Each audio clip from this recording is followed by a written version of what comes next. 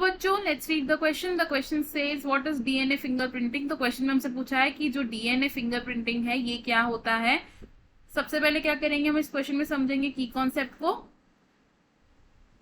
तो इस क्वेश्चन में हमारा क्या की कॉन्सेप्ट यूज हो रहा है. की concept is DNA fingerprinting. DNA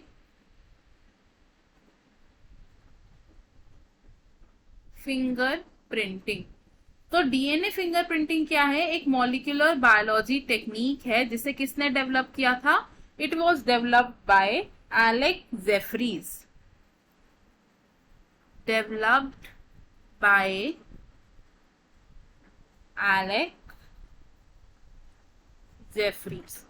तो डीएनए फिंगरप्रिंटिंग एक ऐसी टेक्निक है जिससे हम डीएनए सीक्वेंसेस को कंपेयर कर सकते हैं. यानी कि दो अलग अलग सोर्सेस के डीएनए सीक्वेंसेस को कंपेयर करने के लिए जिस टेक्निक का हम यूज करते हैं उस टेक्निक को क्या बोलते हैं हम.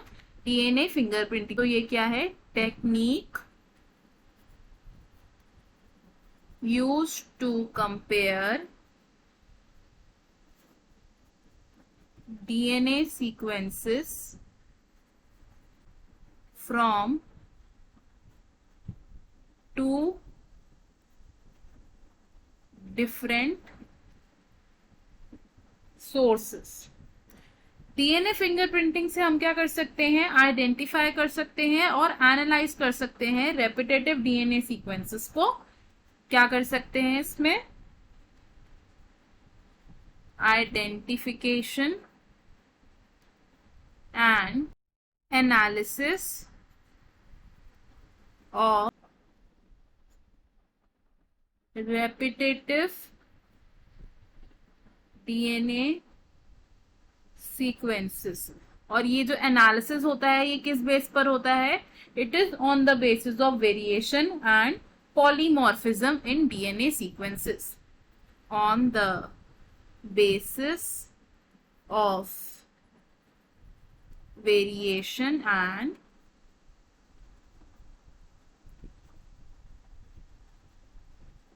polymorphism in DNA sequences. अब अगर हम इस टेक्निक के प्रोसीजर की बात करें तो फर्स्ट स्टेप क्या होता है डीएनए फिंगरप्रिंटिंग का. First step is isolation of DNA. Source से क्या करते हैं हम डीएनए को आइसोलेट करते हैं. आइसोलेशन करने के बाद क्या करते हैं डीएनए की डाइजेशन करते हैं with the help of restriction endonucleases. क्या होता है digestion of DNA by restriction endonucleases. Third step क्या होता है. डाइजेशन करने के बाद क्या करते हैं डीएनए के फ्रैगमेंट्स को सेपरेट करने के लिए gel electrophoresis. Gel electrophoresis. And gel electrophoresis के बाद क्या होता है. जेल इलेक्ट्रोफोरेसिस के बाद हम करते हैं यूज ब्लॉटिंग टेक्निक्स का. ब्लॉटिंग टेक्निक्स का. ब्लॉटिंग टेक्निक में क्या करते हैं हम डीएनए के फ्रेगमेंट्स को ट्रांसफर कर देते हैं to a synthetic membrane. Blotting techniques के बाद जो नेक्स्ट स्टेप आता है उसे हम क्या कहते हैं हाइब्रिडाइजेशन. इस स्टेप में क्या होता है. इस स्टेप में हम क्या करते हैं एक पर्टिकुलर जीन की प्रेजेंस को डिटेक्ट कर सकते हैं by using probes. And next step क्या होता है डीएनए फिंगरप्रिंटिंग का ऑटो रेडियोग्राफी.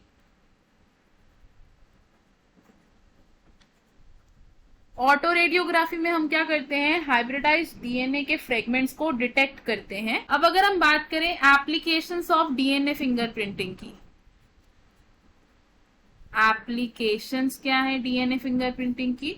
तो मेन एप्लीकेशन डीएनए फिंगरप्रिंटिंग की क्या है. Forensic science industry. Forensic science industry. Forensic industry के अलावा जहां पर हम डीएनए फिंगरप्रिंटिंग को यूज कर सकते हैं वो क्या होता है to study evolution by determining genetic diversity. To study evolution by determining genetic diversity, which means diverse DNA को एनालाइज करके हम क्या कर सकते हैं, इवोल्यूशन को स्टडी कर सकते हैं. तो हमें हमारे क्वेश्चन का आंसर मिल गया. हमने क्या समझा कि डीएनए फिंगरप्रिंटिंग क्या होता है. I hope you understood it well. All the best. Thank you.